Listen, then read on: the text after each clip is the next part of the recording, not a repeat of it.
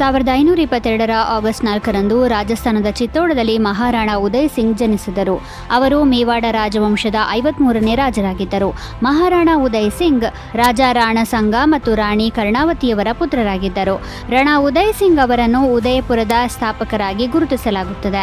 ತುಂಬಾ ಕಡಿಮೆ ಮಂದಿಗೆ ಮಾತ್ರ ಗೊತ್ತಿರುವ ವಿಷಯವೆಂದರೆ ಮಹಾರಾಣಾ ಪ್ರತಾಪ್ ಮತ್ತು ಮೊಘಲ್ ರಾಜ ಅಕ್ಬರ್ ನಡುವಿನ ಹೋರಾಟ ಆರಂಭವಾಗುವುದಕ್ಕೂ ಮೊದಲು ರಾಣಾ ಉದಯ್ ಸಿಂಗ್ ಅಕ್ಬರ್ ವಿರುದ್ಧ ಗೆರಿಲ್ಲಾ ಯುದ್ಧ ಪ್ರಾರಂಭಿಸಿದ್ದರು. ಅವರು ತಮ್ಮ ಕೊನೆಯುಸಿರಿರುವವರೆಗೆ ಮೊಘಲರ ವಿರುದ್ಧ ಹೋರಾಡಿದರು. ಉದಯ್ ಸಿಂಗ್ ಒಬ್ಬ ನಿಪುಣ ಯೋಧ ಮತ್ತು ತಂತ್ರಜ್ಞರಾಗಿದ್ದರು. ಅವರ ಸಾಕುತಾಯಿ ಪನ್ನಾಧೈ ಅವರ ಪ್ರಮುಖ ಕೊಡುಗೆಯಿಂದಾಗಿ ಉದಯ್ ಸಿಂಗ್ ಮಹಾರಾಣ ಆಗಲು ಸಾಧ್ಯವಾಯಿತು. ಅವರು ತನ್ನ ಒಬ್ಬನೇ ಮಗನನ್ನು ಬಲಿ ಕೊಟ್ಟು ಉದಯ್ ಸಿಂಗ್ರನ್ನು ಉಳಿಸಿದ್ದರು.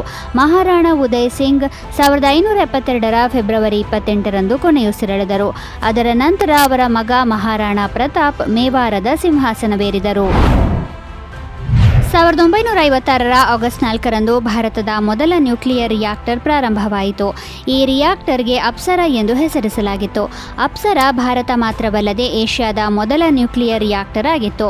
1955 ಮಾರ್ಚ್ 15ರಂದು ಭಾರತದ ಮೊದಲ ನ್ಯೂಕ್ಲಿಯರ್ ರಿಸರ್ಚ್ ರಿಯಾಕ್ಟರ್ ನಿರ್ಮಾಣದ ನಿರ್ಧಾರ ತೆಗೆದುಕೊಳ್ಳಲಾಯಿತು. ಹೋಮಿ ಭಾಭಾ ಈ ಕಾರ್ಯಕ್ರಮದ ಮುಖ್ಯಸ್ಥರಾಗಿದ್ದರು. ಈ ರಿಯಾಕ್ಟರ್ ಒಂದು ಸ್ವಿಮ್ಮಿಂಗ್ ಪೂಲಿನಂತೆ ಇರಲಿದೆ ಮತ್ತು ಅದರ ಸಾಮರ್ಥ್ಯ 1 ಮೆಗಾವ್ಯಾಟ್ ಥರ್ಮಲ್ ಎಂದು ನಿರ್ಧರಿಸಲಾಯಿತು. ಇದಕ್ಕಾಗಿ ಬ್ರಿಟನ್ನೊಂದಿಗೆ ಒಪ್ಪಂದ ಮಾಡಲಾಗಿತ್ತು.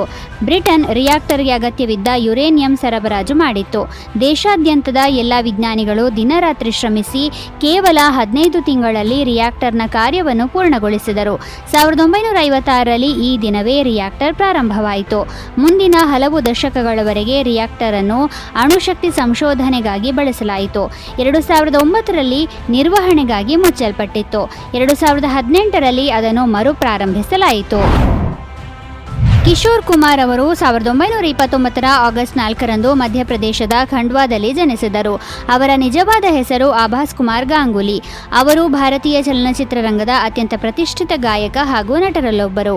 ತಮ್ಮ ವಿಶಿಷ್ಟ ಗಾಯನ ಮತ್ತು ಅಭಿನಯ ಶೈಲಿಯಿಂದ ಭಾರತೀಯ ಚಿತ್ರೋದ್ಯಮದಲ್ಲಿ ಪ್ರಮುಖ ಸ್ಥಾನವನ್ನು ಗಳಿಸಿದ್ದರು. ತಮ್ಮ ಅಣ್ಣ ಅಶೋಕ್ ಕುಮಾರ್ ಅವರ ಮಾರ್ಗದರ್ಶನದಲ್ಲಿ ಮುಂಬೈಯಲ್ಲಿ ನಟನಾಗಿ ತಮ್ಮ ವೃತ್ತಿ ಜೀವನವನ್ನು ಆರಂಭಿಸಿದರು. ಆದರೆ ಶೀಘ್ರದಲ್ಲೇ ಗಾಯನದಲ್ಲಿಯೂ ಹೆಸರು ಗಳಿಸಿದರು. ಅವರ ಮೊದಲ ಚಿತ್ರ ಶಿಕಾರಿ ಆಗಿತ್ತು. ಕಿಶೋರ್ ಕುಮಾರ್ ಜಿದ್ದಿ ಚಿತ್ರದಲ್ಲಿ ಮೊದಲ ಗೀತೆ ಹಾಡಿದರು. ತಮ್ಮ ವಿಶಿಷ್ಟ ಗಾಯನ ಮತ್ತು ಬಹುಮುಖ ಪ್ರತಿಭೆಯಿಂದ ಶೀಘ್ರದಲ್ಲೇ ಪ್ರಮುಖ ಗಾಯಕರಾಗಿ ಗುರುತಿಸಿಕೊಂಡರು. ಅವರು 1987 ಅಕ್ಟೋಬರ್ 13ರಂದು ಕೊನೆಯುಸಿರೆಳೆದರು. 1961 ಆಗಸ್ಟ್ 4ರಂದು ಬರಾಕ್ ಒಬಾಮಾ ಜನಿಸಿದರು. ಬರಾಕ್ ಒಬಾಮಾ ಅಮೆರಿಕದ ರಾಜಕಾರಣಿ. ಅವರು ಸಂಯುಕ್ತ ರಾಷ್ಟ್ರಗಳ 44ನೇ ಅಧ್ಯಕ್ಷರಾಗಿ ಸೇವೆ ಸಲ್ಲಿಸಿದರು. ಡೆಮಾಕ್ರಾಟಿಕ್ ಪಾರ್ಟಿಯ ಸದಸ್ಯರಾಗಿದ್ದ ಅವರು ಅಮೆರಿಕದ ಇತಿಹಾಸದಲ್ಲಿ ಮೊದಲ ಆಫ್ರೋ ಅಮೆರಿಕನ್ ಅಧ್ಯಕ್ಷರಾಗಿದ್ದರು. ಒಬಾಮಾ 2005ರಿಂದ 2008ರವರೆಗೆ ಇಲಿನಾಯ್ಸ್ ಪ್ರತಿನಿಧಿಸುವ ಅಮೆರಿಕ ಸೆನೇಟರ್ ಆಗಿ ಕಾರ್ಯನಿರ್ವಹಿಸಿದರು. ಅವರ ಸಂಪೂರ್ಣ ಹೆಸರು ಬರಾಕ್ ಹುಸೇನ್ ಒಬಾಮಾ. ಅವರು ಹೊನೊಲುಲು, ಹವಾಯಿಯಲ್ಲಿ ಜನಿಸಿದರು. ಒಬಾಮಾ ಕೊಲಂಬಿಯಾ ವಿಶ್ವವಿದ್ಯಾಲಯದಿಂದ ಪದವಿ ಪಡೆದರು ಮತ್ತು ಹಾರ್ವರ್ಡ್ ಲಾ ಸ್ಕೂಲ್ನಲ್ಲಿ ಕಾನೂನು ಅಧ್ಯಯನ ಮಾಡಿದರು. ಅವರು ಹಾರ್ವರ್ಡ್ ಲಾ ರಿವ್ಯೂನ ಮೊದಲ ಆಫ್ರೋ ಅಮೆರಿಕನ್ ಅಧ್ಯಕ್ಷರಾಗಿದ್ದರು. 2008ರಲ್ಲಿ ಅಮೆರಿಕದ ಅಧ್ಯಕ್ಷೀಯ ಚುನಾವಣೆಯನ್ನು ಗೆದ್ದರು ಮತ್ತು 2009 ಜನವರಿ 20ರಂದು 44ನೇ ಅಧ್ಯಕ್ಷರಾಗಿ ಅಧಿಕಾರ ಸ್ವೀಕರಿಸಿದರು.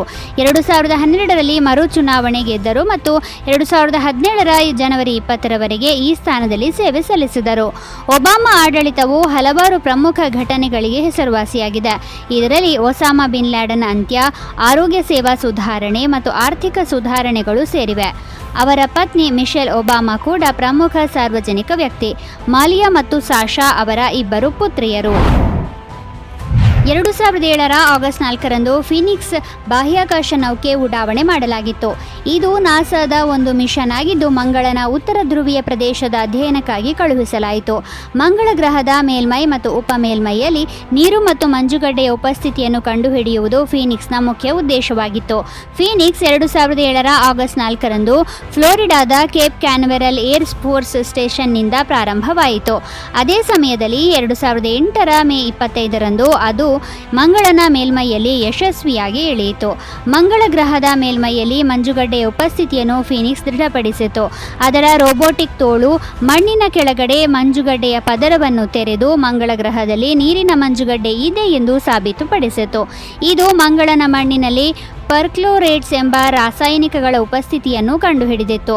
ಸೌರಶಕ್ತಿಯ ಕೊರತೆಯಿಂದಾಗಿ ಅದರ ಉಪಕರಣಗಳು ಕಾರ್ಯನಿರ್ವಹಿಸುವುದನ್ನು ನಿಲ್ಲಿಸಿದಾಗ ಫೀನಿಕ್ಸ್ 2008 ನವೆಂಬರ್ 2 ಕಾರ್ಯಾಚರಣೆಯನ್ನು ನಿಲ್ಲಿಸಿತು.